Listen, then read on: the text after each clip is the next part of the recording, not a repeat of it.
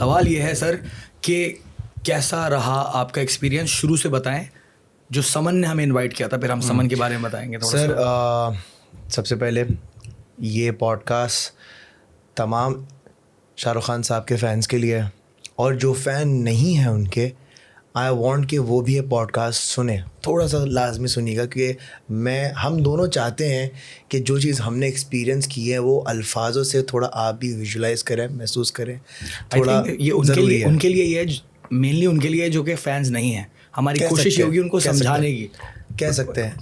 And मुझे लगता है कि शायद इस पॉडकास्ट की एंड में जब ये ख़त्म हो रही होगी ये पॉडकास्ट, शायद SR के फैंस में जो है थोड़ा इजाफा शायद हो जाएगा, या फिर जो भी SR के फैंस हैं उनकी अंडरस्टैंडिंग में भी इजाफा हो जाएगा। जो कि पसंद करते हैं उनको पता चल जाएगा कि exactly why is he last of the star, why is he king Khan, बहुत सारी चीज़ें हैं। पहला सवाल क्या हुआ था एग्जैक्टली? यार बेसिकली क्या हुआ था, मैं अपनी वाइफ के साथ निकला हुआ था, वरीशा के साथ ड्राइव पे निकला हुआ था, एंड मुझे इंस्टाग्राम पर मैसेज आया समन है आज सुमर, हमारी एक फेलो कंटेंट क्रिएटर है, and thank you so much Suman for everything. खैर बेस्ट बंदी है। अच्छा, मुझे मैसेज आया समन का कि अजलान लिसन, क्या तुम इस तारीख़ को दुबई आ सकते हो? अभी कंफर्म नहीं है बट शाहरुख खान से मीटअप का सीन हो रहा है, I can send your profile, अगर अप्रूवल आ गया तो तुम आ सकते हो। अच्छा, उसने मुझे बोला संडे 19 को इवेंट है और मेरे पास वीज़ा नहीं है, ठीक है, मेरे पास दुबई का वीज़ा नहीं है। और जब वो मैसेज आया मैंने ना सोचा ना समझा, मैंने बोला येस आई विल कम, मैं आऊँगा, लाजमी आऊँगा, डन करो सीन, ठीक है। उसने बोला ठीक है, I am sending a profile, okay जी ठीक है। मैंने वरीशा से मशवरा किया, पूछा मैंने लिटरली वरीशा से पूछा, क्योंकि रिसेंटली मेरी बेटी हुई है, एंड अर्ली स्टेज में वाइफ को ऐसे अकेले छोड़ के जाना एक बहुत मुनासिब बात नहीं है। मैंने वरीशा से पूछा यार चला जाऊँ? अच्छा, वरीशा को पता है कि मैं शाहरुख खान का कितना बड़ा फ़ैन हूँ। उसने बोला यार आप मुझसे पूछ क्यों रहे हैं, आपको जाना चाहिए, ये once in a lifetime opportunity, आप इसको नहीं मना कर सकते। आप फ़ौरन इसी वक्त हमजा दस्तूर को कॉल करें या शाहजेब को कॉल करें और अपने वीज़ा की बात करें। मैंने कॉल किया, मैंने बोला यार मेरा वीज़ा लगवाना है, मसला ये है सैटरडे संडे भी आ रहा है, एम्बेसी बंद होती है, 2 दिन में वीज़ा चाहिए।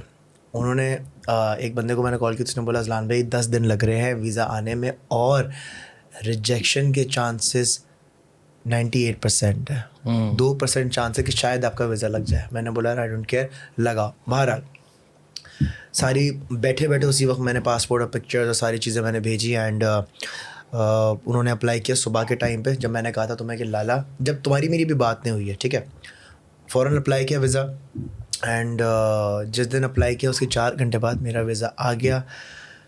फिर आपसे मेरी बात हुई, आपने कहा कि आप बताएं कि मैं ऐड कर देता हूँ इसी तरह से मैंने आपसे सवाल किया कि लाला समन का मैसेज आया समन का, क्योंकि उससे थोड़ी देर पहले समन का मैसेज आ गया था और समन ने मुझे बताया था कि अजलान को मैंने बोला है, और समन ने एक चीज़ ये भी मेंशन की थी कि यार don't tell this to anyone. हाँ सही है, तो एक थोड़ा सा ये भी होता है ना कि यार अच्छा उसने बताने को मना किया है, क्या करें क्या ना करें। ये मेरे दिमाग में था कि यार मैं तुम्हारा नाम बता दिया था ना उसने, इसी वजह से मैंने तुमसे पूछा था, और उसके बाद मैंने बोला ठीक है इस बारे में किसी को बताना नहीं, क्योंकि अब वो ख्वाब तो है, ठीक है, और नज़र लगती है भाई, बिल्कुल। अब वो हम निकले मुलाकात के लिए, और जैसे तैसे हम लोग भागते हुए पहुंचते हैं, फ़्लाइट ली हम लोगों ने सुबह की, पीछे बैठ के जा रहे हैं और दुबई उतरे, और स्पीड के साथ जो है हम लोग स्पीड अप हो के ना, अब रात हो रही है और दुबई पहुंच गए हम लोग। और कहाँ जा रहे हैं पहले, अभी ये मीटअप नहीं है, इससे पहले एक और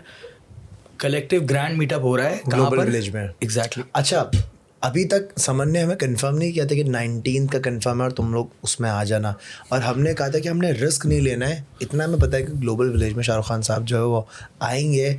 हमने कहा कि यार हमारा बेसिकली जब बुक फेयर होने वाला था उसमें हमारा था कि हम 1 किलोमीटर दूर से हमें देखना है, लेकिन हमें देखना, उसकी वजह ये थी कि हमें एक बार झलक देखनी थी। वो पहला स्टेप होता है हर SR के फ़ैन का। ये पॉडकास्ट समझने की ज़रूरत यही है कि जो SR के फैंस हैं वो समझ रहे हैं, जो नहीं समझ रहे हैं can totally understand why can you not understand this, because it's not relatable to you.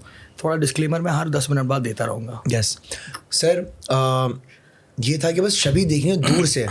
हमने देखा जी, गाड़ी में बैठे, मैं अब 2017-18 में आखिरी दफ़ा गया हूँ दुबई में, उसके बाद कभी जाना ही नहीं हुआ ना, मैंने कुछ भी नहीं देखा। दोस्त हमारा आया अरसलान, वो हमें भगाता हुआ गाड़ी ग्लोबल विलेज लेकर गया। एयरपोर्ट से डायरेक्ट हम ग्लोबल विलेज गए, भागते हुए पहुँचे और अंदर। ग्लोबल विलेज के अंदर भागते भागते भागते भागते भागते भागते भागते स्टेज के पास जाने की कोशिश कर रहे थे, और जब हमारी नज़र पड़ती है तो वहाँ पे कम से कम 70,000 के करीब आराम से लोग थे, ऑडियंस बहुत थी, लोग थे, 70-80 बहुत लोग हज़ार। थे। और उसके बाद हम किसी भी तरह एक ऐसी पोजीशन पर आ गए थे जहाँ से हमें स्टेज दिख रहा था जी। और उसके बाद थोड़ी देर में अनाउंसमेंट होती है। इंतज़ार किया हमने, ज़ाहिर सी बात है, लेकिन थोड़ी देर बाद अनाउंसमेंट होती है, इंतज़ार करना पड़ता है। खान साहब जो है वो अपने टाइम के मुताबिक आते हैं, लेकिन आ जाते हैं। बात ये है कि फिर उसके बाद 9 बजे अनाउंसमेंट हो कि 9 बजे एग्जैक्टली आ रहे हैं शाहरुख खान साहब। तो उसके बाद गाना चलता है और वो एंट्री होती है। ज़रा बताइए सर उसके बारे में आपका। यार देखो, मैं कहूँगा कि जो शाहरुख खान के फैंस हैं, वो जो देखा है जिन्होंने इंडिया में या दुनिया में कहीं भी वो इस चीज़ को बिल्कुल समझेंगे कि बंदा थोड़ा डिस्क्लेमर दे देता है, काउंटडाउन दे देता है कि 3, 2, 1 शाहरुख, एंड फिर शाहरुख खान साहब आते हैं। लेकिन ऐसा नहीं हुआ, गाना बजता है झूमे जो पठान, अब वो गाना चल रहा है, हम देख रहे, अचानक से ये बंदा चल कर आ गया, बहुत कैजुअली, ऐसे कि ये सारे मेरे जानने वाले बैठे हुए हैं, कैसे हैं। यार वो बंदा कैजुअली चलता हुआ सामने आ गया। दानियाल के आंसू निकल गए थे, दानियाल के आँखों में आंसू आ गए थे, और स्टार स्टक का लफ्ज़ सुनाता होता क्या उसमें, वो मुझे उस टाइम पता चला, क्योंकि मैं यूँ था। अजलान और मेरे इमोशंस मुख्तलिफ थे। अजलान के लाउड इमोशंस और मैं बिल्कुल नंब कि ओके ये मेरा पूरा बचपन मेरे सामने आ गया है। चीखना, चिल्लाना, सीटियाँ मारना, और ऐसा है कि हम लोग बात करें, हम थे खान साहब बहुत दूर, लेकिन बात ऐसे करें, खान साहब नहीं थक जाएंगे यार आप, नहीं आप ये छोड़ दें, this is so tiring. Khan साहब छोड़ दें, और फिर आई लव यू खान साहब, सर वी लव यू, इस तरह की सारी बातें, बहुत सारी चीज़ें चल रही थी। एंड इस तरीके से हमने खान साहब को देखा। लेकिन ये एक ऐसी चीज़ है कि मैं समझता हूँ हर किसी को एक्सपीरियंस करनी चाहिए। बिल्कुल जब तक आप ये ऐसा एक्सपीरियंस है, अगर मौका मिले तो ये आप करें, आपको पता चल जाएगा कि यार वो कहते हैं ना, हमारी मुबीन भाई से बात हुई, क्या मुबीन भाई आपने शाहरुख खान से आप मिले, आपने मुबीन कबूल भाई की बात कर रहा हूँ मैंने डीनो से पूछा, मुबीन से पूछा, जो शाहरुख खान से मिला है, जितनी भी बार मिला है, तो जो शाहरुख खान साहब से मिला है, तो हम सब ने उससे पूछा कि भाई जब शाहरुख खान साहब आते हैं कमरे में तो उनकी एनर्जी क्या वो होती है, एक ऑरा होता है, एक वाइब होती है।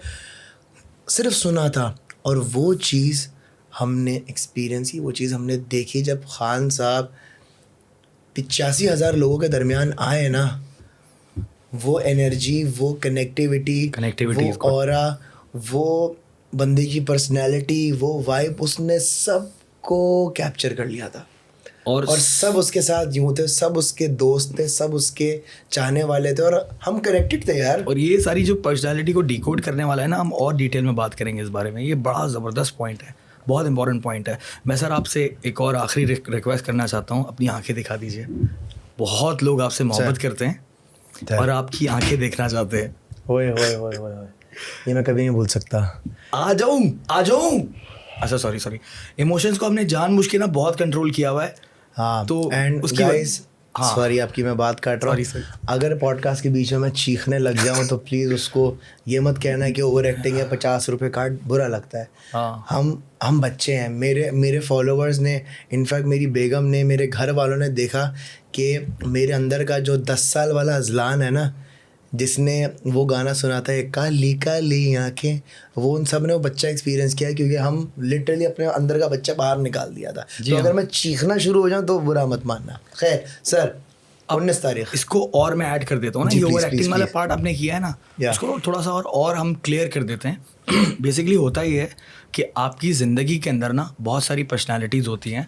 आप बहुत सारे लोग की ना मुख्तलिफ पर्सनैलिटीज़ होती हैं, कुछ वार्म होते हैं, कुछ कोल्ड होते हैं। जो कुछ लोग ऐसे होते हैं जो कहते हैं हम किसी की भी फ़ैन नहीं है, और कुछ लोग ना बहुत मुख्तलिफ पर्सनैलिटीज़ के फ़ैन होते हैं। रिलीजियस पर्सनैलिटी भी हो सकती हैं, स्पोर्ट्स पर्सनैलिटी भी हो सकती है, एक्टर्स भी हो सकते हैं। पाकिस्तान में अक्सर बेशतर मैंने मुलाकातें रही हैं मेरी काफ़ी पावरफुल लोगों के साथ, काफ़ी मशहूर लोगों के साथ, जिनको मैं बहुत ज़्यादा पसंद करता हूँ, एडमायर करता हूँ।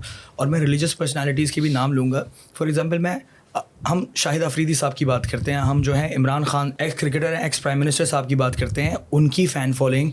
इवन रिलीजियस पर्सनालिटी में मौलाना तारिक साहब की फॉलोइंग।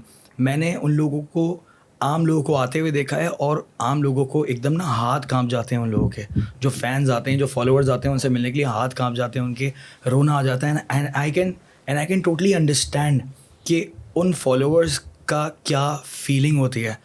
और रिलेट नहीं कर सकता था बिल्कुल, लेकिन ये अंडरस्टैंड करना भी बहुत ज़रूरी है। इसको एम्पैथी कहते हैं, कि सामने वाले के नज़रिए को समझें, उसके दिल को समझें, उसकी मोहब्बत को समझें, कि यार कोई जो है ना, किसी ने ना बहुत लंबा टाइम दिया होता है, उनका कंटेंट देखा होता है, उनकी लाइफ को स्टडी किया होता है, इंस्पिरेशन होती है मुख्तलिफ़ चीज़ में। इंस्पिरेशन का मतलब ये नहीं है कि शाहरुख खान साहब के जो ओपिनियंस हैं और बिलीव्स हैं उनसे अब अग्री करें, उनसे हम अग्री करें, ज़रूरी नहीं है। उनसे बिल्कुल आप इख्तलाफ कर सकते हैं। ऑफ कोर्स मैं भी इख्तलाफ करता हूँ, लेकिन बात यह है कि नेगेटिव साइड की बात करनी नहीं होती। हम उनकी बात कर रहे हैं जो अच्छी चीज़ें हैं, और हर पर्सनालिटी की कोशिश ये की जाती है हमसे कि हम अच्छी चीज़ की बात करें। तो अभी बात चल रही है पॉजिटिविटी की, अभी बात चल रही है उस काम की, अभी बात चल रही है उस काम की जो उन्होंने किया है। जी सर, ज़रूरी था क्लियर करना यार अजलान, सॉरी। बहुत अच्छा किया आपने सर, क्लियर कर दिया। अब आप बताएं, ओवर एक्टिंग कर रहे थे आप क्या? नहीं सर, नहीं कर रहा वो था। बच्चा था आपका, मेरा बच्चा चल रहा था। आपने इनफैक्ट मैंने बहुत रोका था ब्रो अपने आपको। नहीं सर, आपने रोकने की कोशिश की थी, लेकिन आंसू आपके फिर भी टपक गए थे। ये सच बोल दूं, बिल्कुल सच बोल दूं, ये बहुत रोया था भाई, सच बात है। और इस पर कोई बुराई नहीं है। आपने बचपन से जिसको देखा है, बचपन से जिसके गाने सुने हैं, जिसने आपको प्यार करना सिखाया है, जिसने आपको बस ज़्यादा हो गया। हाँ भाई, बस रोना आ जाएगा तो बंदा सामने आ गया यार, रोना आ जाएगा। बात ये है कि वो इमोशंस जो है ना, फिर मैंने बाद में फैसला किया है कि यार इमोशंस ज़्यादा दिखाना भी फिर बहुत ज़्यादा हो जाता है। हमारे अपने पर्सनल इमोशंस हैं, बट मोहब्बत है, इश्क है, प्यार है तो है। तुम नहीं समझोगी अंजलि, बैठे हुए यार, खत्म हो गई बात यार, तुम नहीं समझोगी अंजलि।